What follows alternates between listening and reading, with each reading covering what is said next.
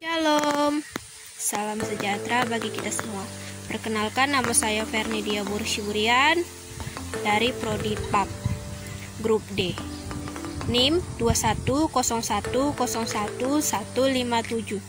Sebelum saya menjelaskan pengenalan surat Efesus dan Kolose, ada baiknya kita berdoa terlebih dahulu. Allah Bapa yang bertata di dalam kerajaan surga, bersyukur panjatkan kehadirat-Mu Tuhan hingga pada sore hari ini. Tuhan, sebentar lagi yang akan menjelaskan pengenalan surat Efesus dan Kolose. Bantu hamba ya Tuhan untuk menjelaskannya melalui anak-Mu Tuhan Yesus Kristus. Amin. Pengenalan surat Efesus. Efesus adalah jemaat yang didirikan secara tidak langsung oleh Paulus dalam perjalanan PI yang ketiga. Di sana Paulus tinggal selama kurang lebih 2 tahun. Kita dapat membacanya di Kisah Para Rasul 19 ayat 10. Informasi kepada kita bahwa jemaat Efesus hanya pernah mendengar tentang Paulus. Pada abad 11 Masehi, orang-orang Yunani mendarat di sana dan membuat kota Yunani yang dinamai Efesus. Sekarang tempat itu berada di daerah Turki, tetapi kota Efesus itu sendiri sudah hilang dalam timbunan tanah.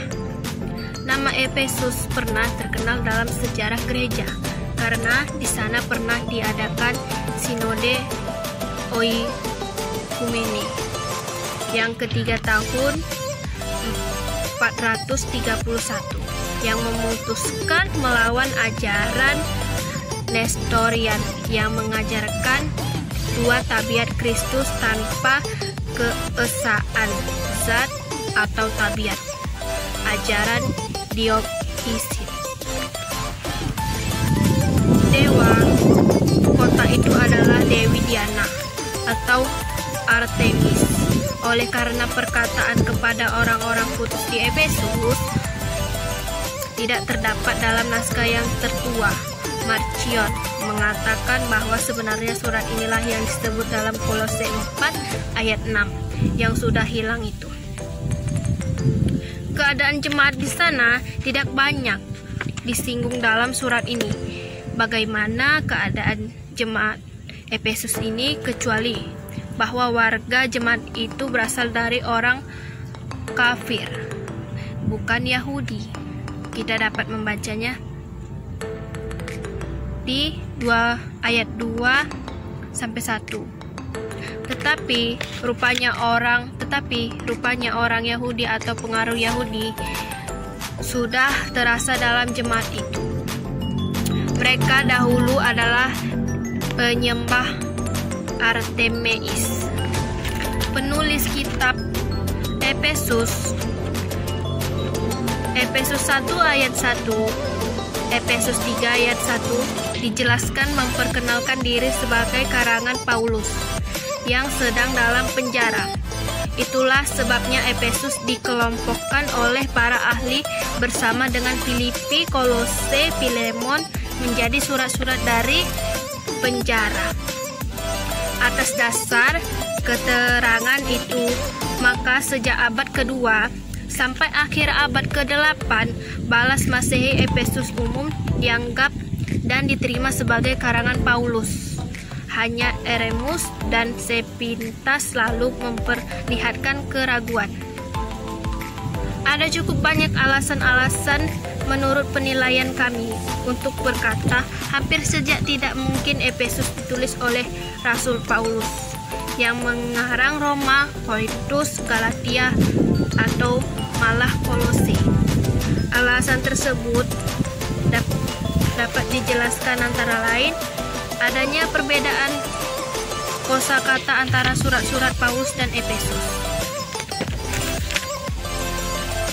Efesus sebenarnya paling dekat dengan Kolose, baik dalam gaya bahasa dan kosakata, maupun dalam pemikiran yang terungkap. Terdapat perbedaan pemikiran dan perbedaan pandangan, itulah yang memberikan kepastian terakhir pada pada bahwa Efesus bukan karangan Paulus. Dan itulah sebabnya mengapa penulis Efesus yang jelas bukan Paulus boleh disebut penerusnya. Katakan saja, dia murid di sekolah mazbah Paulus. Ia berdiri di atas kakinya sendiri, tetapi dalam rangka tradisi yang berpangkal pada Paulus. Cukup jelas, penulis Efesus sendiri seorang Kristen keturunan Yahudi. Ia berbahasa Yunani sehingga agaknya bukan seorang Yahudi dari Palestina, tetapi dari perantauan. Penulis memasukkan dirinya ke dalam kalangan orang Kristen keturunan Yahudi. Kita dapat membacanya di Efesus 1 ayat 11 sampai 13, Efesus 2 ayat 1. Pokok-pokok yang dibicarakan dalam surat Efesus: 1. Ajaran tentang pembenaran manusia berdosa. 2. Ajaran tentang gereja. 4 adalah keluarga Allah, gereja sebagai tubuh Kristus. Ajaran tentang hidup baru. Ajaran tentang fungsi pelayanan khusus dari keluarga jemaat. Maksud penulisan untuk pemimpin keluarga jemaat agar lebih mendalami pengetahuannya mengenai anugerah Allah. Struktur isi Efesus yang tidak bercirikan surat terdiri atas dua bagian besar yang jelas berbeda. Pembukaan Efesus 1 ayat 1 sampai 2. Bagian pertama Efesus 1 ayat 3 sampai 14. Disusul dengan doa pujian. Doa pujian disusul ucapan syukur dan doa permohonan. Bagian kedua penerapan dan ajakan praktis. Penutup keterangan.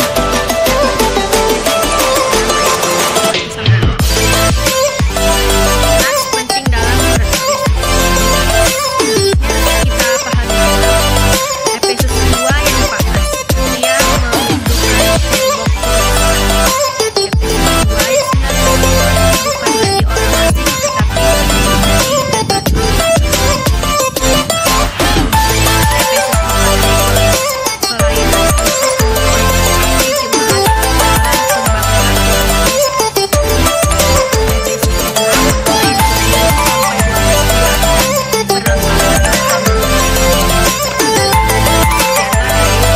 sampai 12 berlomba-lomba atau pengenalan surat Kolose. Penerimaan surat Kolose. Tempat jemaat penerimaan surat ini berada terletak di Asia Kecil yang dilewati jalan raya dari Efesus ke timur Syria. Jemaat Kolose tidak didirikan Paulus dan Paulus sendiri belum pernah ke sana. Tetapi mengenai Paulus sudah ada dari antara mereka yang mengetahuinya. Rupanya hal itu diketahui melalui Epras yang mungkin mendirikan jemaat itu. Keadaan jemaat di sana bila surat ini adalah surat Paulus yang dibawa oleh Epras. Itu artinya di sana terdapat ajaran sinkretisme yang berisi campuran ajaran Yahudi dengan kebudayaan atau ajaran agama kafir. Pengaruh agama Yahudi adalah aturannya mengenai makanan, minuman, hari-hari raya, hari Sabat. Pengaruh kafir, hidup berpantangan, menyiksa diri, menyembah roh-roh malaikat. Keyakinan mengajar sesat. Ini mereka mempunyai ajaran tentang jalan keselamatan yang lebih indah dan lebih dalam. Maksud penulisan surat Kolose adalah untuk membimbing orang Kristen di Kolose kepada pengetahuan yang lebih dalam dan lebih kokoh mengenai keselamatan mereka, untuk mempermudah pemahaman mereka atas surat ini, Paulus memakai istilah-istilah sinkiritisis. Itu dalam konteks Kristus seperti rahasia Allah, hikmat. Pokok-pokok yang dibicarakan dalam kitab Kolose dapat terbagi dua, yaitu Kristus adalah sulung. Yang dimaksud dari kata sulung ini yang lebih utama dari segala yang diciptakan. Dapat kita baca di Kolose 1 ayat 15. Di dalam Dia terdiam secara jasmaniah seluruh kepenuhan Kristus atau ajaran dogmatis. Yang kedua, siapa yang hidup di dalam Kristus pada waktu dibaptis telah dikuburkan bersama Dia dan telah dibangkitkan bersama dengan Dia. Tempat dan waktu penulisan kitab Kolose tidak ada kepastian tentang tempat penulisan surat ini. Tetapi surat ini merupakan salah satu yang dikirim dari penjara. Jadi, apa kemungkinannya? Jika penulisannya adalah Paulus, maka dituliskan ketika Paulus berada di penjara yang ada di Efesus atau mungkin Kaisarea atau Roma. Ditulis sekitar tahun 60 Masehi. Ciri khas surat Kolose. Kolose merupakan suatu dokumen yang memiliki arti dalam sekali dan tak ternilai harganya. Pasal 1-2 berisi doktrin-doktrin. Pasal 3-4 mengutarakan kehidupan. Uraian ajaran itu berupa pembelaan karena Paulus bermaksud memerangi ajaran mistik dan asketis yang bercorak Yahudi dengan pengertiannya yang salah tentang alam. Kita lanjut. Memang juga dalam surat lain ia berbicara mengenai misteri keselamatan. Tetapi dalam Kolose, misteri mencirikan perasaan yang lebih besar, dan pewartaan misteri tidak sama dengan pewartaan Injil. Jadi, kesimpulan bahwa ciri khas kitab ini adalah lain daripada tulisan lainnya.